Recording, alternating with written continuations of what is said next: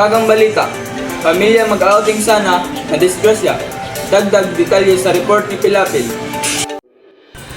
Ibis na masayang outing, naging trahedya ang naranasan ng mga pasahero sa isang elf truck na nawalan ng preno at umatras sa Pananaga Road, Borobo, Surigao del Sur. Sa paunang impormasyon, ang pasahero ay mula sa barangay Santa Maria, Tagbina, Surigao del Sur at papunta sana sa sitio Panaraga, Barangay Gamot, Barobo, Surigao del Sur. Iyan sa kanila ay mga matatanda at bata. Ligtas naman ang lahat ng pasahero. Samantala, isang insidente ng banggaan ang nakukunan ng CCTV sa isang intersection. Makikita sa footage na isang pick-up truck ang tumatawid na mabangga ang isang motorsiklo bago pa ito makatawid. Sa video, makikita na sinubukan pang umiwas ng rider ng motorsiklo, ngunit nagtagpo pa rin ang kanilang mga daraanan na nagresulta sa banggaan. Balik sa iyo, Sam Doriga. Okay, Mr. Pilapil. Samantalang may isang clean video ng mga member ng New People's Army ang kumakalat sa social media.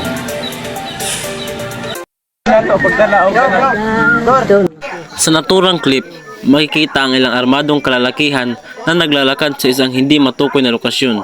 Bagamat walang anumang pahayag o mensahe sa video, marami ang nagtatanong saan ito kinunan, ano ang layunin at ano ang ibig sabihin nito. Kami dito sa mo ang gigikanan na opisina. Nagsalita si Major Husay tungkol dito. This could be part of their usual movement in the mountains or a way to show their presence. Meanwhile, authorities continue to monitor the situation closely to determine the details of the video.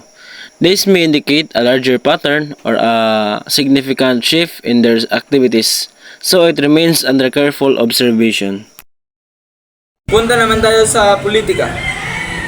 Sinisi ni Pangulong Bongbong Marcos ang mga kontraktor ng responsible sa pagkukumpani at pagtayo ng mga tulay sa bansa. Dagdag detalye ni Mr. Husay. Mr. Doriga, ayon sa Pangulo, ang hindi maayos na konstruksyon at mababang kalidad ng mga materyales ay nagdudulot ng panganib sa ating mga mamamayan. Bakit nag-refit? Nung nagko-construction pa lang, may nakita na gumagalaw na mahina. Nagbigay ng direktiba si Pangulong Marcos sa mga ahensya ng gobyerno upang tiyakin na ang mga kontrata sa mga proyektong infrastruktura ay maayos na masusubaybayan at ang kalidad ng trabaho ay hindi tinatamad. At dyan nagtatapos ang balita natin ngayong araw. Manatiling mapanuri, maging alerto at patuloy ang pagkalat ng tamang informasyon. Para sa buong Mediaverse TV, ako si John David Philip Pilapil. Ako naman si Sam Doriga. Ako si Juan Husay.